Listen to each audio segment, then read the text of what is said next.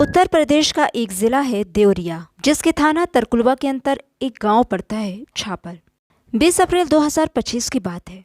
छापर गांव के रहने वाले किसान जितेंद्र गिरी कंबाइन मशीन लेकर गेहूं कटवाने पहुंचे तो उन्हें बगल वाले खेत में एक बड़ा सा सूटकेस पड़ा दिखाई दिया। सूटकेस पर खून लगा हुआ था, इसलिए उन्होंने फौरन इसकी खबर पुलिस को कर दी। थोड़ी ही देर में थाना तरकुलवा पुलिस मौके पर पहुंच जाती है।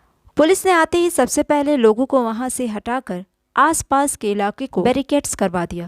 थोड़ी ही देर में एएसपी अरविंद वर्मा, सीओ संजय रेड्डी और फॉरेंसिक टीम भी मौके पर पहुंच गई। एएसपी अरविंद वर्मा जी ने सूटकेस खुलवाया तो उसमें 2 टुकड़ों में एक युवक की लाश थी। सिर से कमर तक का हिस्सा प्लास्टिक में लिपटा हुआ था और कमर से पैर तक का हिस्सा एक बोरे में। उसके सिर पर चोट और धारदार हथियार के निशान थे। पुलिस ने वहां इकट्ठा लोगों से लाश की शिनाख्त करानी चाहिए, लेकिन वहां पर मौजूद लोगों में कोई भी लाश की पहचान नहीं कर सका, जिससे ये तो साफ हो गया कि मरने वाला शख्स आसपास के गांव का नहीं था। अब पुलिस ने सूटकेस की तलाशी शुरू की कि शायद उसी से कुछ ऐसा मिल जाए जिससे मरने वाले के बारे में कुछ पता चल जाए, लेकिन ये कोशिश भी बेकार गई।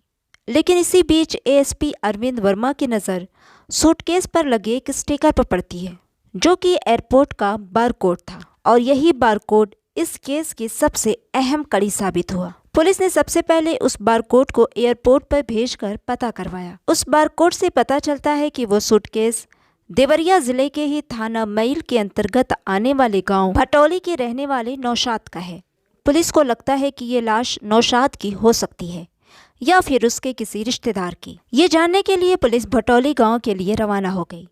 नौशाद के घर पहुंचकर पुलिस पूछताछ करती है तो पता चलता है कि वो लाश नौशाद की ही थी। पुलिस ने नौशाद की पत्नी रजिया सुल्तान से नौशाद के बारे में पूछा तो उसने बताया कि नौशाद रात को ही कहीं चले गए थे। उसकी बातों से पुलिस को उस पर शक हुआ तो पुलिस ने घर की तलाशी ली।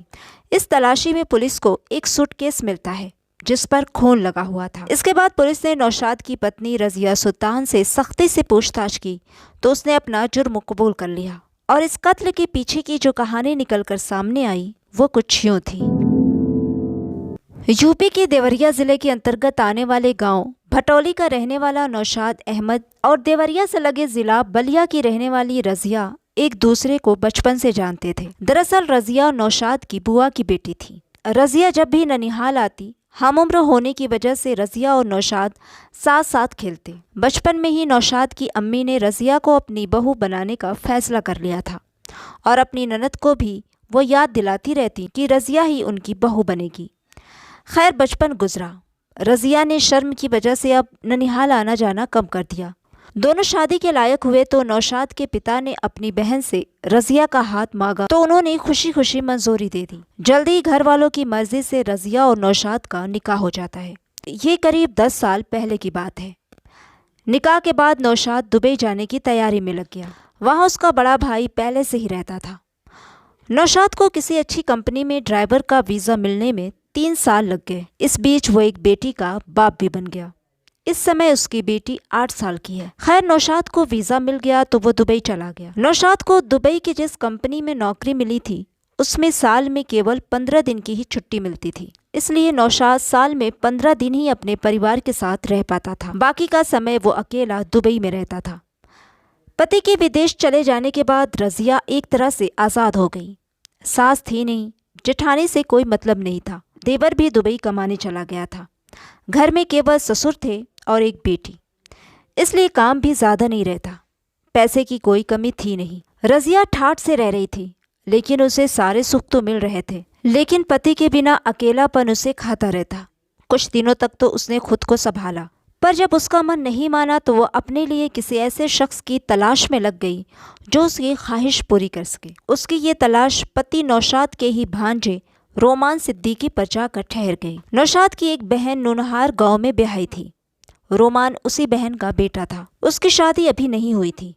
वो ज़्यादा पढ़ा लिखा भी नहीं था। अपने मामा की तरह उसने भी ड्राइविंग सीखी और ट्रक चलाने लगा। भांजा होने की वजह से वो बेरोक टोक रजिया के घर आता जाता था। रोमान जो कमाता अपने और अपने दोस्तों पर खर्च करता था। रोज रात को वो दोस्तों संग पार्टी करता।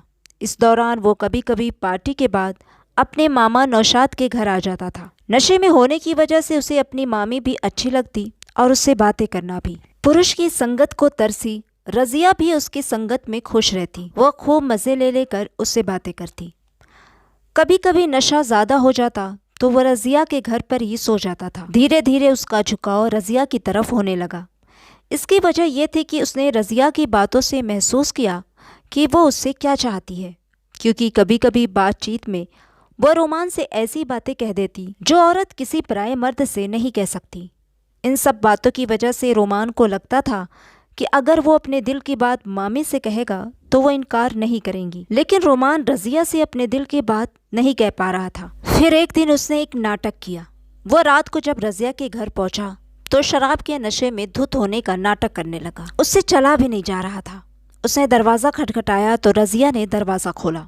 वह घर में दाखिल होने लगा तो जानबूझकर वो लड़खड़ाया, जिससे रजिया ने बढ़कर उसे सहारा दिया और उसे कमरे में ले जाकर बेड पर लिटाया।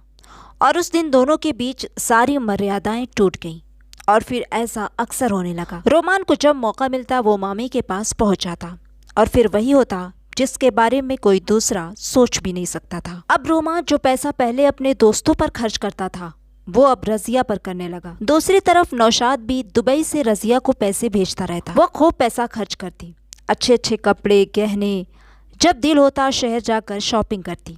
वहाँ रोमान उसे खिलाता पिलाता, दोनों साथ में फिल्म देखने जाते। खैर ये सब ज्यादा दिन तक छिपा नहीं रहा। जिस तरह रोमान रजिया के घर रात रात भर रह जाता, उससे जल्दी ही वे लोगों की नजरों में चढ़ गए। अगल बगल वाले कानाफूसी करने लगे। और फिर रजिया के ससुर ने भी दुनिया देख रखी थी। वो मामला तो समझ गए, लेकिन सीधे बहू से कुछ कह नहीं सकते थे, क्योंकि अपनी आंखों से अभी तक उन्होंने कुछ देखा तो नहीं था। फिर भी इशारों इशारों में उन्होंने बहू को समझाया और रोमान को भी टोका, पर दोनों को जो सुख मिल रहा था वो उसे छोड़ना नहीं चाहते थे। रजिया और रोमान पर जब कोई असर नहीं हुआ तो उन्होंने बड़ी बहू से कहा कि वो रजिया को समझाए। इस तरह के रिश्तों का अंजाम अच्छा नहीं होता। बड़ी बहू जैतून ने जब अपनी देवरानी को समझाने की कोशिश की तो वो उससे ही लड़ने लगी और उसके बाद रजिया के ससुर को ही खुलकर सामने आना पड़ा। उन्होंने रोमान को अपने घर आने से साफ मना कर दिया, साथ ही रजिया को भी बाहर जाने से रोका। इसके बाद रजिया चोरी छिपे रोमान से मिलने लगी। इसका पता भी घर वालों को जल्द ही चल गया। तब मजबूर होकर नौशाद के पिता ने सारी बात नौशाद को बता दी। ये घटना से करीब 1.5 साल पहले की बात है। नौशाद को ये बात हजम नहीं हुई। उसने फौरन रजिया को फ़ोन किया। वो ससुर को झूठा साबित करने के लिए हजारों कस्में खाने लगी, पर नौशाद इतना भी बेवकूफ़ नहीं था कि पत्नी की बात पर विश्वास कर लेता और अपने पिता की बातों को नकार देता। उसने छुट्टी ली और गांव आ गया। गांव आते ही घर वालों ने ही नहीं, दोस्त आस पड़ोस वालों ने भी बताया कि रजिया के पैर बहक गए हैं। उसका भांजा भी नालायक है, उसने रिश्ते का भी लिहाज नहीं किया। इन सब बातों से नौशाद को बहुत तकलीफ पहुंची कि जिस पत्नी के लिए वो घर बार छोड़कर परदेश पड़ा हुआ है, वही पत्नी उसके साथ विश्वासघात कर रही है। उसने रजिया को समझाना चाहा तो वो जिद पर अड़ी रही कि सभी उस पर झूठा आरोप लगा रहे हैं। तब उसे रजिया पर गुस्सा आ गया और उसने उसे तलाक देने का फैसला किया। लेकिन शातिर दिमाग रजिया कमाऊ पति को छोड़ना नहीं चाहती थी। उसने नौशाद से माफ़ी मांगी और कसम खाई कि अब वह रोमान से कभी नहीं मिलेगी। इसके बाद पंचायत भी बुलाई गई। सभी के सामने रजिया और रोमान ने वचन दिया कि अब वे एक दूसरे से कभी नहीं मिलेंगे। चूँकि नौशाद रजिया से बहुत प्यार करता था, इसलिए उसने अपना तलाक देने वाला फैसला रद्द कर दिया। इसके बाद रजिया ने नौशाद से अपना अलग घर बनवाने के लिए कहा, तो नौशाद ने गांव के बाहर थोड़ी सी ज़मीन खरीदी और घर बनवाने की सारी व्यवस्था करके वो वापस दुबई चला गया, क्योंकि उसे केवल 15 दिनों की ही छुट्टी मिली थी। खैर जब घर बनकर तैयार हो गया तो रजिया उसी में रहने लगी। उसका घर गांव से थोड़ा बाहर पड़ता था, इसलिए उसके ससुर रात को उसके घर ही सोते थे। यहाँ आकर रजिया का रोमान से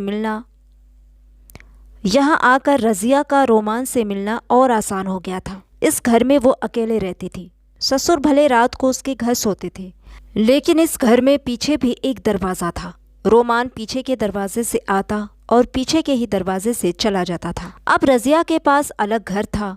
नौशाद दुबई से जो पैसा भेजता उससे उसके अकाउंट में अच्छी खासी रकम जमा हो चुकी थी। दूसरी तरफ रोमान भी कमाता था।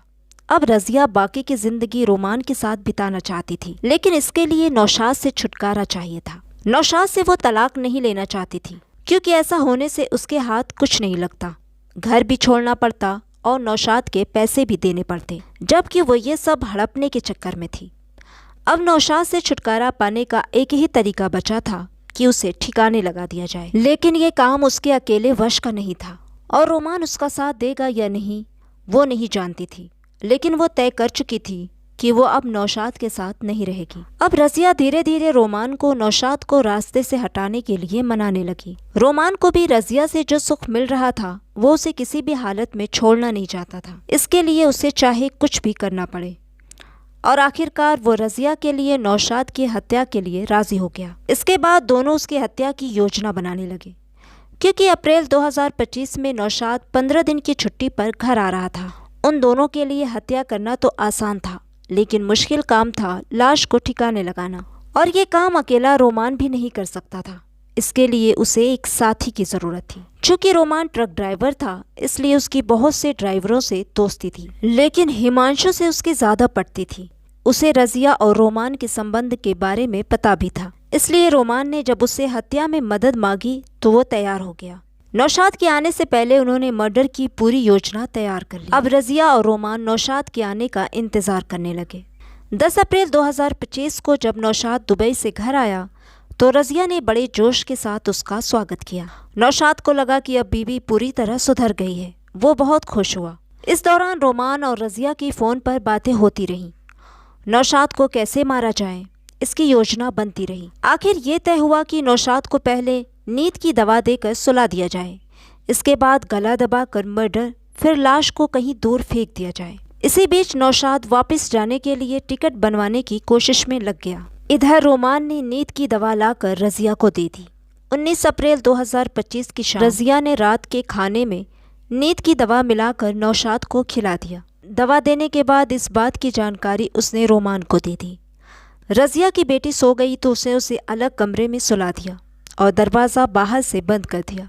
नौशाद के अब्बू बाहर वाले कमरे में सो रहे थे। रात 11 बजे के आसपास रोमान और हिमांशु बोलेरो लेकर नौशाद के घर पहुंच जाते हैं। रज़िया ने पीछे का दरवाज़ा खोलकर दोनों को अंदर बुला लिया। नौशाद नींद की दवा की वजह से गहरी नींद में सो रहा था। रज़िया ने नौशाद के पैर पकड़ लिए और हिमांशु ने सिर। इसके बाद रोमान ने नौशाद के सीने पर बैठकर उसका गला दबा दिया। नौशाद थोड़ा छटपटाया, फिर हमेशा के लिए खामोश हो गया। नौशाद कहीं जिंदा न रह जाए, इसके लिए रज़िया ने मूसल से उसके सिर पर कई वार किए। जब उसे विश्वास हो गया कि नौशाद अब जिंदा नहीं है, तो उसने उसकी पहचान ना हो सके इसके लिए चापर की नोक से उसका पूरा चेहरा गोद दिया। अब बारी थी लाश को ठिकाने लगाने की। वे लाश को ले जाकर कहीं दूर फेंक देना चाहते थे। रज़िया के घर में 2 बड़े सूटकेस थे।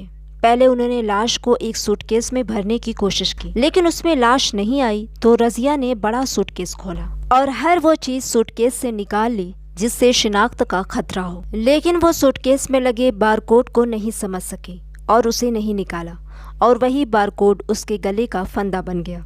खैर, रोमान और हिमांशु ने लाश सूटकेस में डाली तो वो उसमें भी नहीं आई। इसके बाद रोमान और हिमांशु ने नौशाद की लाश को कुल्हाड़ी और चापर से 2 हिस्सों में काटकर सूटकेस में भरा। तब भी पैर बैग के अंदर फिट नहीं हो रहे थे, तो पैरों को तोड़कर अंदर डाला और सूटकेस बंद कर दिया। इसके बाद रोमान और हिमांशु ने सूटकेस को बोलेरो में रखा और वहां से 55 किलोमीटर दूर थाना तरकुलवा के अंतर्गत आने वाले गांव छापर पटखौली पहुंचे और खाली पड़े खेत में सूटकेस को फेंक दिया। उस समय सुबह के 4 बज रहे थे। इसके बाद दोनों अपने अपने घर चले गए और लाश फेंकने की खबर रोमान ने फोन पर रज़िया को दे दी। रज़िया को विश्वास था कि पुलिस उस तक कभी नहीं पहुंच सकती, लेकिन उसी दिन दोपहर को ही पुलिस उसके घर पहुंच जाती है। और इसके बाद क्या हुआ ये तो आप सुन ही चुके हैं। हर पुलिस ने नौशाद की बहन निशात द्वारा दी गई तहरीर के आधार पर नौशाद की हत्या का मुकदमा रज़िया सुल्तान, रोमान और हिमांशु के खिलाफ दर्ज कर लिया। रज़िया को तो गिरफ्तार कर लिया गया था, जबकि रोमान और हिमांशु फरार हो गए थे।